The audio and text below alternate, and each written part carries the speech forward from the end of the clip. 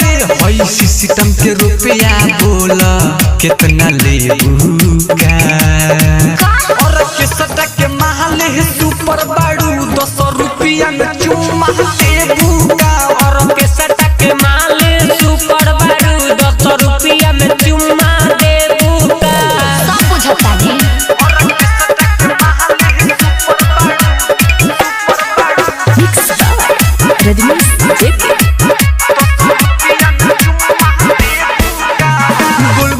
ढोड़ी ही देखी के छतिया पागल भइल बाटे पूरा बरतिया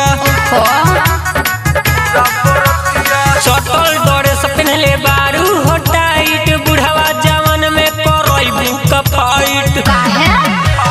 गोल गोल ढोड़ी तोहर देखी के छतिया पागल भइल बाटे पूरा बरतिया चटल डरे से पहनले बारू हो टाइट बुढ़ावा जवान में करइबू का फाइट अपन चोली के दुनु रसगुल्ला बोलह के बुका और किसटा के महल सुपर बाड़ू 200 रुपया में चुम्मा के बुका और किसटा के माल सुपर बारू 200 रुपया में चुम्मा देबूका तनी दूरे से करो और किसटा के महल सुपर बाड़ू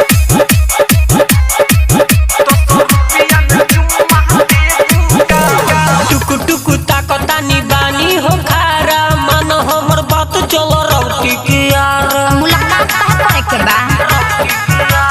संजीव सरगम कृष्णा कन्हाई बिना होली हले नाही जाई चालू मत बना टुकु टुकु ताकतानी बानी हो खाड़ा मन हमर बात चलो रौटी के आड़ा संजीव सरगम कृष्ण कन्हाई बिना होली हले नाही जाई